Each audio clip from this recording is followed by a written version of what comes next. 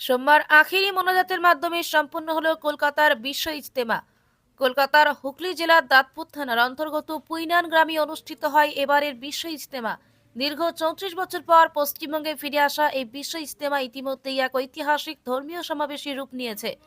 দেশ বিদেশ থেকে আগত মুসল্লিদের উপস্থিতিতে পুইনানের ইজতেমা ময়দান পরিণত হয়েছে শান্তি, সম্প্রীতি ও ভ্রাতৃত্বের মিলন মেলায়।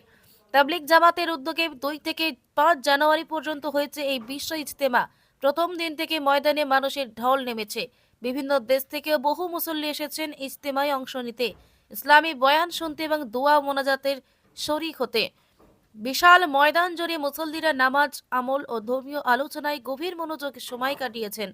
ইজতেমা শান্তিপূর্ণভাবে সম্পন্ন করতে পশ্চিমবঙ্গ সরকার বিশেষ নিরাপত্তা ও পরিকাঠামোগত ব্যবস্থা গ্রহণ করেছে।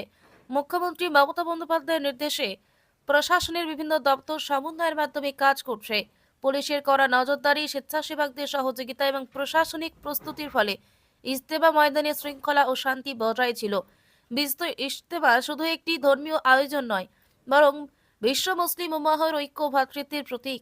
কুরআন ও হাদিসের আলোকে জীবন পরিচালনার আহ্বান জানানো হচ্ছে বয়ান থেকে।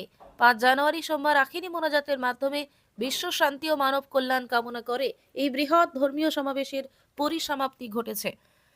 আয়োজকদের ধারণা, শেষ দিনে প্রায় কোটি মানুষের সমাগম হয়েছে। পারিবারিক ও সমাজ ব্যবস্থায় শান্তি প্রতিষ্ঠার ক্ষেত্রে তাবলিগ জামাতের অপরিসীম ভূমিকা রয়েছে বলে মনে করেন শুভবুদ্ধি সম্পন্ন মানুষ। ধর্মবর্ণ নির্বিশেষে পারস্পরিক সহযোগিতা, সহাবস্থান ও সৌহার্দ্যে যে চিত্র উঠে এসেছে তা বাংলার বহুত্ববাদী ও সম্প্রীতিময় সংস্কৃতির এক উজ্জ্বল দৃষ্টান্ত। শান্তি, মানবিকতা ও মিলনের এই পরিবেশই বাংলার প্রকৃত সৌন্দর্য, এমনটাই মনে করছেন সাধারণ মানুষ।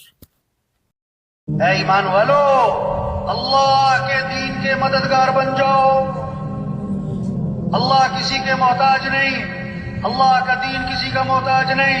जो दीन का काम करेगा दीन भी चमकेगा, वो खुद चमकेगा। जो दीन का काम नहीं करेगा दीन थोड़ा मिटता है, वो खुद ही मिट जाएगा।